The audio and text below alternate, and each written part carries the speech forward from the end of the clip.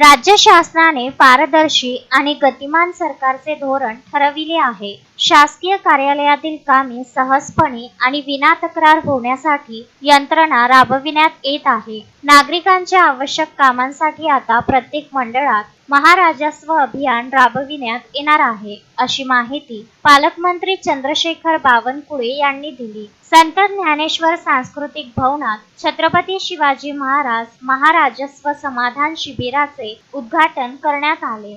यावेळी खासदार डॉक्टर अनिल बोंडे, आमदार रवी राणा, प्रवीण तायडे, राजेश वानखडे, नवनीत राणा, सुनील देशमुख, जिल्हाधिकारी सौरभ कटियार, महापालिका आयुक्त सचिन कलंत्रे आदी उपस्थित होते। पालकमंत्री बावनकुळे यांनी नागरिकांचे जीवनमान सुकर करण्यासाठी विविध पावले उचलण्यात येत आहे। नागरिकांचे कामे प्रामाणिकपणे करून न्याय देण्याचा प्रयत्न करण्यात येत आहे। मंडळ स्तरावर होणाऱ्या महाराजस्व अभियानात आलेल्या नागरिकांच्या अर्जावर त्याच ठिकाणी निर्णय घेण्याचा अधिकार देण्यात आला आहे। जनतेचे कल्याण करण्याचा संकल्प करण्यात आला असून प्रशासनाचे सहकार्य यात घेतले जात आहे। नागरिकांचा शासनावरील विश्वास वाढविण्यासाठी महाराजस्व अभियान राबविण्यात येत आहे। अमरावतीच्या विकासासाठी विविध प्रकल्प राबविण्यात येत आहे। अमरावती विमानतळ आणि त्याची धावपट्टी वाढविणे, पायलट प्रशिक्षण केंद्र,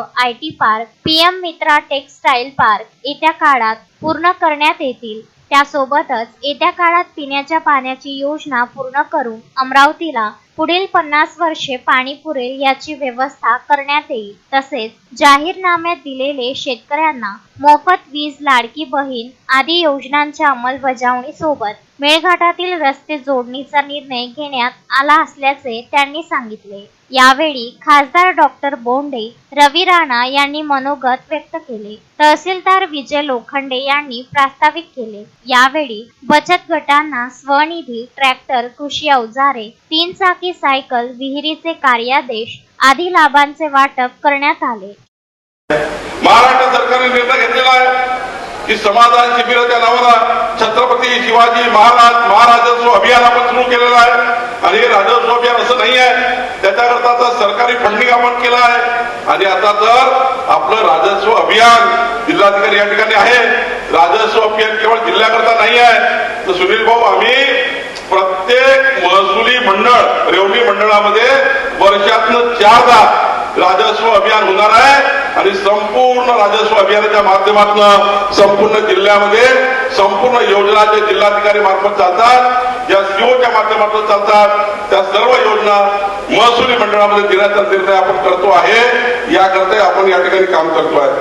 विदर्भ न्यूज ब्युरो, अमरावती।